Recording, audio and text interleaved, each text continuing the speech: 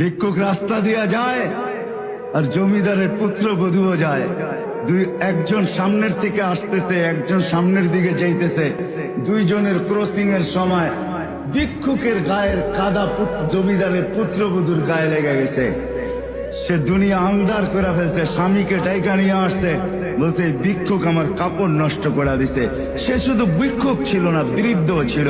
বৃদ্ধ ছিল না শুধু, জীর্ণ ছিল, শীর্ণ ছিল, শরীরে কাপড় ছিল না, ফাটা চিরা কাপড় ছিল, পায়ে জুতা ছিল না, পেটে ভাত ছিল না।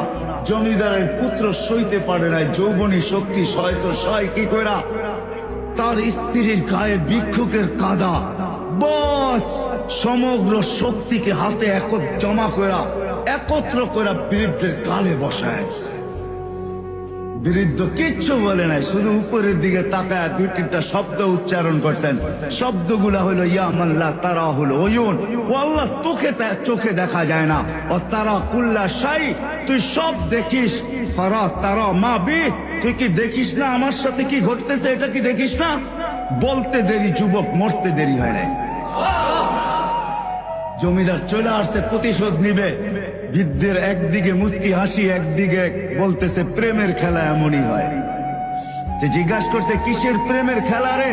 বলছে ওর প্রেমিকার গায়ে আমার কাদা লাগছে, পায়ের কাদা লাগছে, ও সইতে পারে নাই, যৌবনী শক্তি দিয়ে আমার বৃদ্ধ গালে বসায় দিছে। আমাকেও একজন ভালোবাসে, সেও সইতে পারে না, সেও সইতে পারে না। ও তো থাপ্পড় দিয়া খেলতো, সে জান নিয়ে নিছে, জান।